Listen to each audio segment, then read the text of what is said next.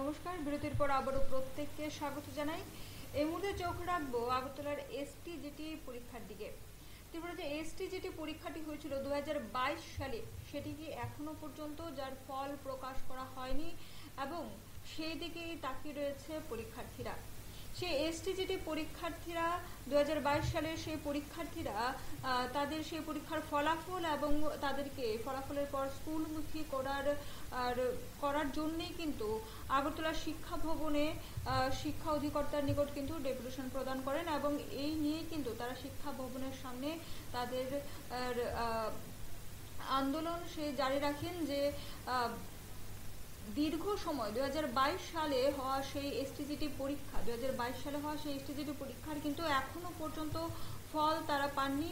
সে ফলাফল এখনো প্রকাশ হয়নি। সেই ফলাফলের আশায় এবং তাদের প্রত্যেককে যেন ফলাফলের পরে স্কুলমুখী করা হয়, সেই উদ্দেশ্যে কিন্তু সেই দাবিতে কিন্তু তারা এই ডেপুটেশন প্রদান করেন সেই 2022 সালের পরীক্ষায়। এবং কি দেখা গেছে যে এসটিজিটির নতুন পরীক্ষার জন্য কিন্তু ইতিমধ্যে নোটিশ জারি করে দেওয়া হয়েছে যে এসটিজিটি নতুন করে পরীক্ষা নেবে। সে নিয়ে তাদের বক্তব্য যে এসটিজিটি যেটি 2022 সালে হয়েছিল সেটিরই ফলাফল এখনো পর্যন্ত কিন্তু দেওয়া হয়নি। সেটি না দেওয়া সত্ত্বেও নতুন করে এসটিজিটি পরীক্ষার জন্য তৈরি হচ্ছে সরকার। এই নিয়ে তাদের একটা মধ্যে ক্ষোভ সৃষ্টি হচ্ছে যে 2022 সালে এখন 2025 প্রায় 3-3.5 বছর ধরে আটকে থাকা সে পরীক্ষার্থী, তাদের মধ্যে অনেকেই কিন্তু প্রায় পরীক্ষা দেওয়ার বয়সসীমা কিন্তু পেরিয়ে গেছে। তাদের অনেকেরই বিভিন্ন পারিবারিক সমস্যার কারণেও কিন্তু অনেকে কথা বলছেন যে পারিবারিক সমস্যা থাকা সত্ত্বেও কিন্তু তারা এই ফলটির দিকে তাকিয়ে রয়েছেন যে এই ফল প্রকাশ হবে, এসটিজিটি পরীক্ষার ফল প্রকাশ হবে এবং তাদের পারিবারিক সমস্যার সমাধান হবে। এরকম বিভিন্ন সমস্যা নিয়ে তাদের একটাই দাবি, সেই এসটিজিটি 2022 সালে হওয়া সেই এসটিজিটি পরীক্ষার ফলাফল দ্রুত প্রকাশ করা এবং তাদের প্রত্যেককে যেন ফলাফলের পরে খুব দ্রুত স্কুলমুখী করার উদ্দেশ্যে কিন্তু শিক্ষা ভবনের সামনে আরো একবার তারা প্রত্যেকে কিন্তু সেই শিক্ষা ভবনের সামনে তাদের সেই দাবি নিয়ে, এসটিজিটি ফলাফলের দাবি নিয়ে কিন্তু তারা সেখানে এসেছেন এবং ডেপুটেশন প্রদান করেন। শুনে নেব এই বিষয়ে এসটিজিটি পরীক্ষার্থীদের মধ্যে একজনের বক্তব্য। আজকে 3 বছর হয়ে গেছে, আমরা তো অনবরত রেজাল্টের জন্য আমরা ডিমান্ড করে যাচ্ছি রাজ্য সরকারের কাছে, ডিপার্টমেন্টের কাছে, যাতে প্রতি সপ্তাহে নিয়োগ প্রক্রিয়া তারা সম্পন্ন করে রেজাল্ট দেওয়ার মাধ্যমে। কিন্তু আমরা দেখতে পাচ্ছি গভর্নমেন্ট একটা এসএলপি করে আছে সুপ্রিম কোর্টে। হাইকোর্টের জাজমেন্ট বেরিয়েছিল যেখানে বলেছিল যে রিজার্ভেশন ফলো করার জন্য আমরা নোটিফিকেশন একটা রিজার্ভেশন ফলো করা হয়, তার জন্য একটা কেস হয়েছিল।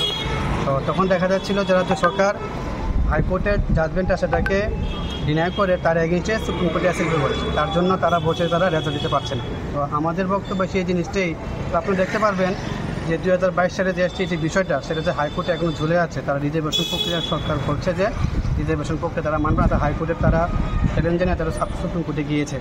তারপরে কিন্তু রাজ্য সরকার যতগুলো নোটিফিকেশন বের করেছিল রিক্রুটমেন্টের সবগুলোর মধ্যে কিন্তু রিজার্ভেশন মেনে বের করেছে। তো যেহেতু রিজার্ভেশন মেনে সমস্ত নিয়োগ প্রক্রিয়া সম্পন্ন হচ্ছে বিভিন্ন দপ্তরে, ইভেন শিক্ষা দপ্তরা বিভিন্ন টেটে নিয়োগ প্রক্রিয়া হচ্ছে, আদার যে স্কুল লাইব্রেরিয়ান আপনার ফিজিক্যাল এডুকেটর সবগুলো নিয়োগ প্রক্রিয়া কিন্তু রিজার্ভেশন ফলো করে বের করা হচ্ছে। প্রক্রিয়াগুলো রিজার্ভেশনগুলো মেনে সম্পন্ন করা হচ্ছে। তাহলে আমাদেরকে একটা অসুবিধা কোন জায়গায়? তাহলে কেন আমাদেরটা কেন ঝুলিয়ে রাখা হচ্ছে? আজকে 3-3.5 বছর হয়ে গেছে একটা যদি শিক্ষক নিয়োগ প্রক্রিয়া ঝুলে থাকে, তাহলে একটা সত্যি নিন্দনীয় বিষয়। উপর দিলে কিন্তু আপনারা দেখতে পারবেন যে মুখ্যমন্ত্রী স্যার কিন্তু বিগত দিনও আপনার একটা নিউজ আমরা সামনে দেখতে পারলাম, উনি বলছে যে শিক্ষক স্বল্পতা রাজ্য জুড়ে আছে। 10 দেওয়ার পর বড় একটা শিক্ষক স্বল্পতা দেখা যাচ্ছে। তো আজকে উনি যখন নিজে করছে সেগুলো বা প্রকাশ্যে সেগুলো স্বীকার করছে, তাহলে আমরা 3 বছর আবেদন রাখছিলাম যাতে নবম ও দশম শ্রেণীর যে এসটিজিটি পরীক্ষা হয়েছে 2022 সালে সেপ্টেম্বর মাসে, তো সেটা নিয়োগ প্রক্রিয়া এখনও করা হচ্ছে না। আজকে 9-10 টিচার খুব ক্রাইসিস। প্রত্যেকটা মহকুমা আপনি দেখবেন এমন কোনো দিন বাদ নেই যেখানে শিক্ষার্থীরা রাস্তায় বের হয়ে আন্দোলন করছে না, শিক্ষক কেন নিয়োগ হচ্ছে না, তাদের শিক্ষক কেন দেওয়া হচ্ছে না। আর এদিকে আমরা এখানে দাঁড়িয়ে আছি 3.5 বছর, আমরা রিকোয়েস্ট করে যাচ্ছি যে কেন আমাদেরকে নিয়োগ করছে না। আচ্ছা, তা আপনাদের বলে রাখি যে আমরা ইতিমধ্যে জানতে পারলাম আপনার সাংবাদিকের মাধ্যমে, ডিপার্টমেন্টের মাধ্যমে যেটা 700% নোটিফিকেশন আউট করবে গভর্নমেন্ট এসটিডি নিয়োগ প্রক্রিয়ার জন্য। তো আমরা কিছুদিন সপ্তাহখানেক আমরা সিএম স্যারের সামনে গিয়েছিলাম, এই জিনিসটা জানবার জন্য যে কেন আমাদের প্রক্রিয়া সম্পূর্ণ না করে নতুন পরীক্ষা থেকে গভর্নমেন্ট এগোচ্ছে। তো সেটা তো ঠিক না, আগেরটার যে নিয়োগ প্রক্রিয়া সেটা সম্পন্ন করা হোক। তাহলে আমাদের প্রশ্ন মুখ্যমন্ত্রী স্যারের কাছে, যদি নতুন নিয়োগ প্রক্রিয়া আমাদেরকে বাদ দিয়ে করা হয়, নতুন নোটিফিকেশন বার করা হয়, তাহলে কি সেগুলো কি আপনার রিজার্ভেশন ফলো করা হবে না? অবশ্যই ফলো করে নিয়োগ প্রক্রিয়া সম্পন্ন করা হবে। তাহলে আমাদের কেন করা হচ্ছে না?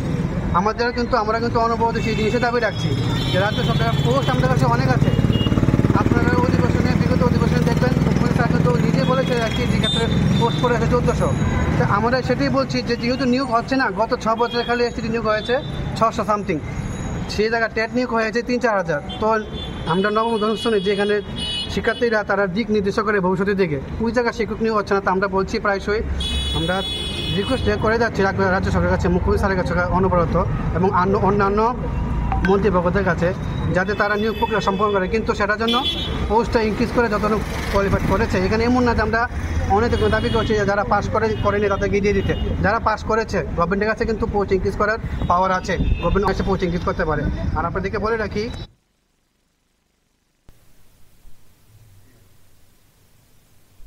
দীর্ঘ সময় ধরে ঝুলে আছে এসটিজিটি পরীক্ষার্থীদের ফলাফল, ঝুলে আছে তাদের জীবন, তাদের ভবিষ্যৎ।